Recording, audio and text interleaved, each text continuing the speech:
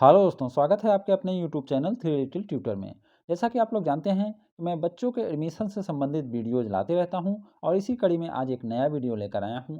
ये वीडियो बहुत ही महत्वपूर्ण है और ये सभी माता पिता के लिए बहुत ही ज़रूरी है, क्योंकि अभी ये एडमिशन का समय चल रहा है और बहुत सारे स्टेट में प्राइवेट स्कूलों में एडमिशन शुरू हो चुके हैं और बहुत सारे स्टेट में शुरू होने वाले हैं, क्योंकि दिसंबर से एडमिशन स्टार्ट होते हैं और मार्च अप्रैल तक सभी स्कूलों में एडमिशन हो जाते हैं। तो ये जो वीडियो है सभी के लिए है और बहुत ही महत्वपूर्ण है, क्योंकि इसमें आप अपने बच्चों को फ्री में अच्छे प्राइवेट स्कूल में पढ़ा सकते हैं। तो चलिए वीडियो स्टार्ट करते हैं और देखते हैं कि आप अपने बच्चे को प्राइवेट स्कूल में निःशुल्क कैसे पढ़ा सकते हैं। प्राइवेट स्कूल में निःशुल्क एडमिशन भारत सरकार द्वारा सन 2009, इसमें 5 टाइप हो गया है, में शिक्षा का अधिकार एक्ट लाया गया था। इस अधिनियम के अनुसार भारत सरकार ने 6 वर्ष से 14 वर्ष की उम्र के बच्चों के लिए शिक्षा अनिवार्य और मुफ्त कर दी थी। इसी एक्ट के अनुसार प्राइवेट शिक्षण संस्थानों में गरीब और आर्थिक रूप से कमजोर बच्चों के लिए 25% आरक्षण का प्रावधान किया गया था। आरटी योजना के तहत आप अपने बच्चे का एडमिशन किसी भी प्राइवेट या सरकारी स्कूल में, जैसे केंद्रीय विद्यालय, सैनिक स्कूल, नवोदय, डीपीएस, डीएवी या अन्य मशहूर हिंदी या इंग्लिश मीडियम स्कूल में करा सकते हैं। नाम लिखवाने वाले विद्यार्थियों को कोई भी शिक्षण शुल्क नहीं देना पड़ता। बच्चों की फीस सरकार द्वारा संस्था को डायरेक्ट दी जाती है। आरटी योजना के द्वारा बहुत से गरीब बच्चों को प्राइवेट स्कूलों में पढ़ने का मौका मिलता है। तो यह ऐसी स्कीम है कि आप अपने बच्चे को अच्छे प्राइवेट स्कूल में या अच्छे सरकारी स्कूल में बिना फीस के मुफ्त में पढ़ा सकते हैं। और ये स्कीम बच्चों के भले के लिए लाया गया है, लेकिन इसमें कौन एडमिशन पाएगा, उसके लिए क्या क्राइटेरिया होना चाहिए, ये सब मैं आगे डिस्कस करने वाला हूँ। तो चलिए वीडियो में आगे बढ़ते हैं। सबसे पहले हम देखेंगे कि इस वीडियो में क्या क्या देखने वाले हैं। राज्य सरकार के प्राइवेट स्कूल में निःशुल्क एडमिशन समझेंगे। आरटी कोटा क्या होता है देखेंगे। कौन फॉर्म भर सकता है। आरटी कोटा के अंतर्गत मिलने वाले लाभ को देखेंगे। दुर्बल वर्ग कौन है। डिसएडवांटेज कैटेगरी क्या होता है। क्या क्या डॉक्यूमेंट चाहिए। एडमिशन कैसे होगा। फॉर्म कब आएंगे। फॉर्म कैसे भरे जाएंगे। तो इतनी चीज़ों पर मैं डिस्कस करने वाला हूँ। अब एक एक चीज़ को हम आगे बता रहे हैं। आरटी एक्ट 2009 के अनुसार देश के सभी राज्यों के सभी स्कूलों, प्राइवेट एवं सरकारी में 25% सीट दुर्बल आय वर्ग और वंचित समूह के बच्चों के लिए आरक्षित कर दी गई है। तो ये जो नियम बनाया गया है, यह केंद्र सरकार ने बनाया है, इसलिए हर राज्य सरकार को इसमें संशोधन करने का अधिकार है। संशोधन मतलब कि उनको ये डिसाइड करना है कि उनके राज्य में कौन दुर्बल आय वर्ग में आएगा और कौन वंचित समूह में आएगा।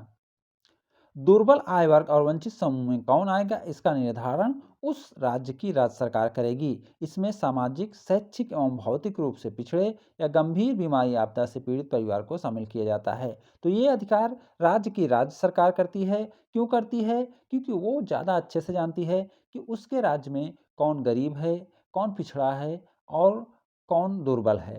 तो इसलिए ये निश्चित करने का अधिकार वहाँ की राज्य सरकार का होता है और यह राज्य सरकार स्तर पर एडमिशन होते हैं। और जो केंद्रीय स्कूल हैं, जैसे केंद्रीय विद्यालय, नवोदय, इन सब में केंद्र सरकार का नियम लगता है। यानी केंद्र सरकार जिसको गरीब मानती है या जिसको पिछड़ा मानती है, उनको मौका मिलता है। जैसे गरीब में ईडब्ल्यूएस, पिछड़ा में सभी आरक्षित वर्ग। आरटी कोटा क्या होता है? गरीब और डिसएडवांटेज कैटेगरी के बच्चों को अच्छी और गुणवत्तापूर्ण शिक्षा देने हेतु सरकार द्वारा सन 2009 में आरटी एक्ट लाया गया था। इस कानून में दुर्बल आय वर्ग और वंचित समूह या असुविधाग्रस्त समूह या अलाभित समूह के बच्चों के लिए लगभग सभी प्राइवेट स्कूलों में 25% सीट आरक्षित होती है। अब यहाँ देखेंगे कि दुर्बल आय वर्ग और वंचित समूह को अलग अलग बताया गया है और वंचित समूह को कहीं कहीं वंचित समूह, कहीं असुविधाग्रस्त समूह, कहीं अलाभित समूह कहा जाता है। तो अलग अलग स्टेट में से अलग अलग कहा जाता है और अलग अलग लोगों को इसमें शामिल किया गया है। तो आपको अपने स्टेट का देखना है कि आपके स्टेट में वंचित समूह में कौन आता है, दुर्बल आय वर्ग में कौन आता है। कौन फॉर्म भर सकता है? दुर्बल आय वर्ग, सालाना 1 लाख रुपए आय वाले परिवार को इस वर्ग में शामिल किया जाता है, लेकिन यह अलग अलग राज्य में अलग अलग होता है, इसलिए अपने राज्य की वार्षिक आय सीमा को चेक करें। तो ज़्यादातर 1 लाख या उससे कम आय वाले को फॉर्म भरने का मौका मिलता है और उन्हें दुर्बल आय वर्ग में माना जाता है। अब जैसे आप देखेंगे कि केंद्र सरकार का अगर स्कूल है यानी केंद्रीय विद्यालय है, तो उसमें ईडब्ल्यूएस को भी दुर्बल आय वर्ग में मानते हैं।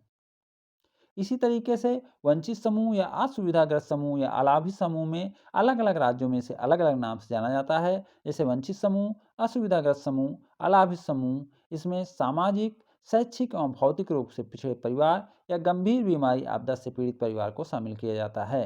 तो इसमें सभी आरक्षित वर्ग आते हैं। साथ ही साथ कुछ कुछ राज्य अपने हिसाब से कुछ और लोगों को भी शामिल करते हैं। आरटी कोटा का लाभ। अब इस कोटे का लाभ क्या है वो भी जानना ज़रूरी है, क्योंकि हम अब तक समझ रहे हैं कि आप अपने बच्चे को एडमिशन कैसे कराएंगे।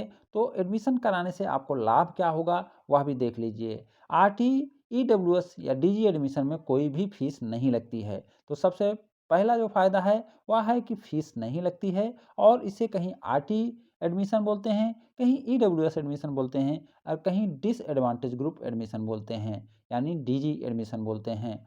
तो इन सब में अगर आपके बच्चे का एडमिशन होता है तो आपको कोई फीस नहीं देनी होगी। बुक, ड्रेस और ट्रांसपोर्टेशन फ्री रहता है। तो इस एडमिशन में बुक, ड्रेस और ट्रांसपोर्टेशन भी फ्री रहता है। स्कूल बदल जाने पर भी आरटी कोटा का लाभ मिलता रहता है। आरटी एडमिशन से गरीब तथा पिछड़े परिवार के बच्चों को अच्छे प्राइवेट स्कूल में गुणवत्तापूर्ण एवं आधुनिक शिक्षा मिल जाती है।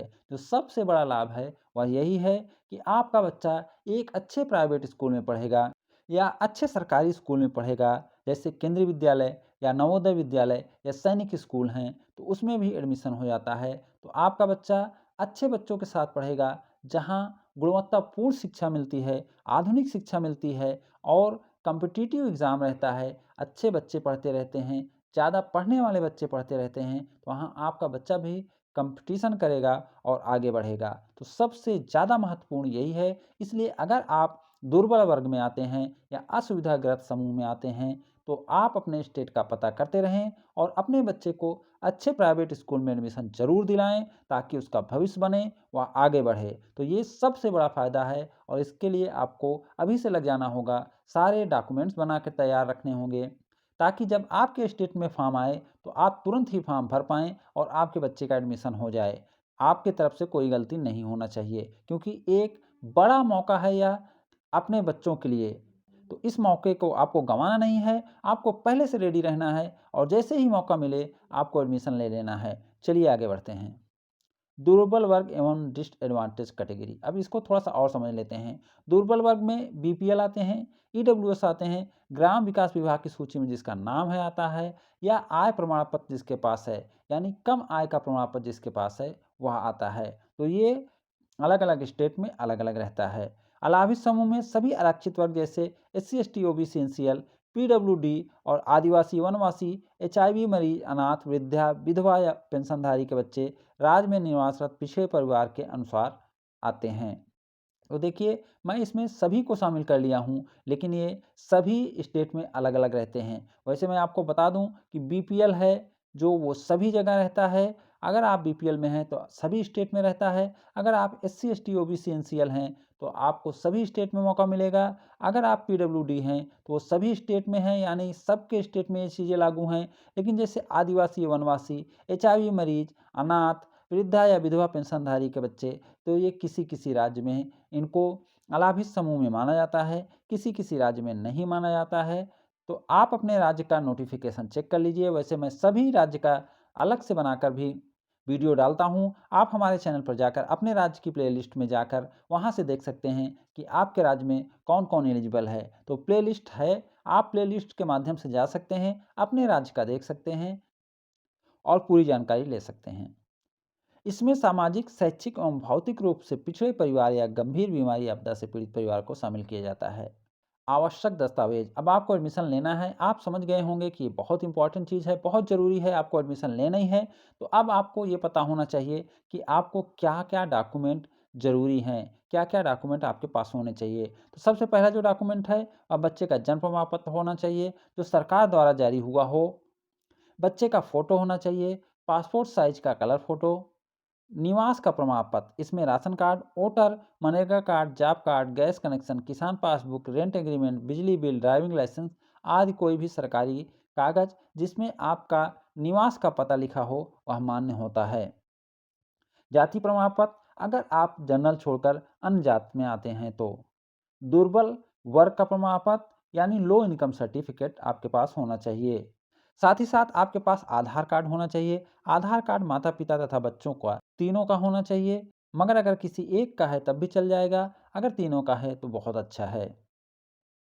विकलांगता प्रमाण पत्र, अगर बच्चा दुर्भाग्यवश विकलांग है तो आपके बच्चे का विकलांगता प्रमाण पत्र भी होना चाहिए। वृद्धा, विधवा या बीमारी का प्रमाण पत्र, अगर आपके घर में ऐसा कोई सिचुएशन है तो आपके पास ये प्रमाण पत्र भी होना चाहिए। जैसे अगर अनाथ का कहीं कहीं है तो अनाथ हैं तो अनाथ का प्रमाण पत्र होना चाहिए, कहीं वनवासी हैं तो उनका वन पट्टा होना चाहिए। इसी तरीके से हर राज्य में अलग अलग कुछ है। मैं राज्य वाइज भी वीडियो बनाया हूँ, आप प्लेलिस्ट में जाकर देख सकते हैं। एडमिशन कैसे होगा? सभी राज्य अपने अपने स्टेट में आरटी एक्ट के तहत अपने राज्य के गरीब और पिछड़े परिवार के बच्चों के निःशुल्क एडमिशन का नियम बनाए हैं। आपको इस नियम के अनुसार डॉक्यूमेंट तैयार करने होंगे, फिर अपने राज्य की वेबसाइट से या जिला या ब्लॉक शिक्षा अधिकारी के माध्यम से फॉर्म भरना होगा। जितने भी राज्य ऑनलाइन माध्यम से एडमिशन कराते हैं उन राज्यों की वेबसाइट की लिंक इस वीडियो के डिस्क्रिप्शन में दिया गया है। आप लिंक के माध्यम से भी फॉर्म भर सकते हैं। डॉक्यूमेंट पहले से तैयार रखें और फॉर्म प्रथम चरण में ही भरें, क्योंकि प्रथम चरण में फॉर्म भरने से आपको ज़्यादा लाभ मिलेगा। आपके बच्चे का एडमिशन होने के चांस अच्छे रहेंगे और आप जो विकल्प भरेंगे उसमें से अच्छे प्राइवेट स्कूल आपको मिल जाएंगे, यानी आपके बच्चे का एडमिशन अच्छे प्राइवेट स्कूलों में हो जाएगा। यहाँ एक चीज़ मैं बार बार बोल रहा हूँ कि आपको ज़्यादा जानकारी लेना है तो आप हमारे चैनल पर जाएं, वहाँ प्लेलिस्ट में अपने राज्य की प्लेलिस्ट देखें और वहाँ पूरी जानकारी लें। फॉर्म कब आएगा? फॉर्म की कोई फिक्स डेट नहीं होती, परंतु ज़्यादातर राज्य फॉर्म जनवरी से अप्रैल तक निकालते हैं। सभी राज्य अलग अलग सूचना निकालकर फॉर्म भरते हैं। ज़्यादातर राज्य ऑनलाइन माध्यम से फॉर्म भराते हैं।